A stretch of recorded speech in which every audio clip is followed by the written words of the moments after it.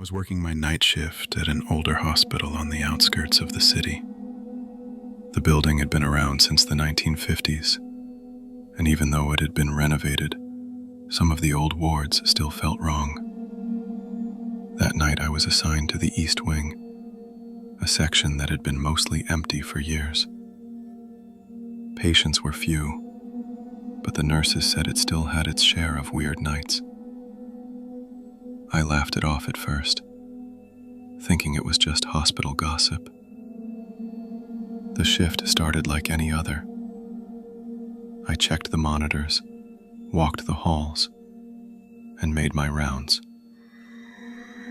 Around 1 a.m., I noticed something strange in Ward 7, the silent wing. There were no patients, but I kept hearing soft tapping noises, like footsteps echoing down the hall. I assumed it was another staff member and called out, but no one answered.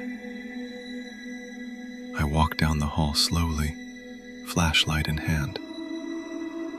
The air felt heavier than normal, colder, and my breath fogged despite the warmth of the building.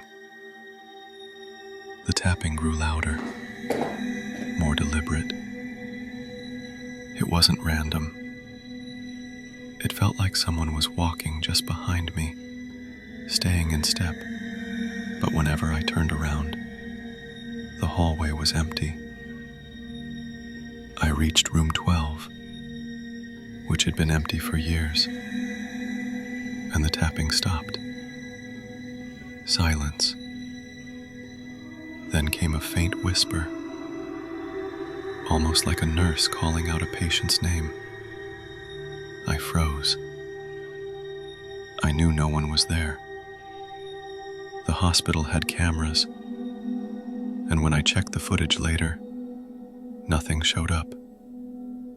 No figures, no movement, just the empty hallway.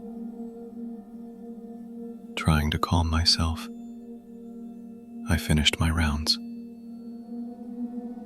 As I passed the old nurses' station, the phones began ringing all at once, even though they were disconnected. I swore I heard drawers opening and closing in the supply room. My heart was pounding, but I had to continue.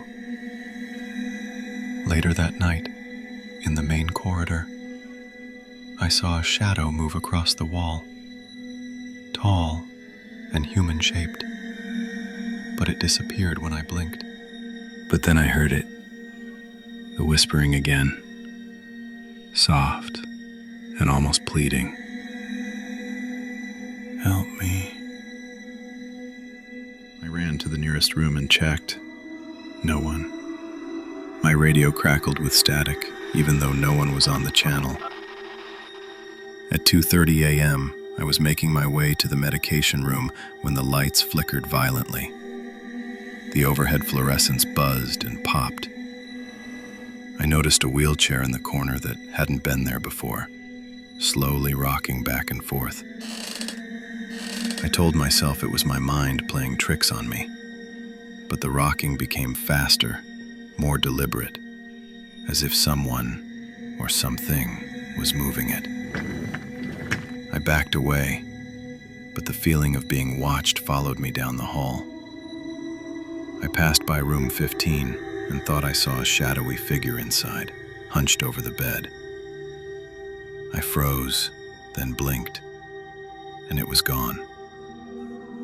My heart was racing, but I kept moving. By 3 a.m., I was almost halfway through my shift. I had to check the East Wing one more time before heading back to the nurses' station. As I walked down the corridor, the temperature dropped noticeably, colder than any AC could make it. I saw faint handprints appear on the frosted glass of the empty patient rooms, only to vanish when I looked again. I heard murmuring voices behind doors that were locked. Every time I approached, the voices stopped. It It was like the hospital itself was breathing around me. Around 3:45 a.m., I had to restock supplies in the supply closet. As I opened the door, I felt something brush past my shoulder.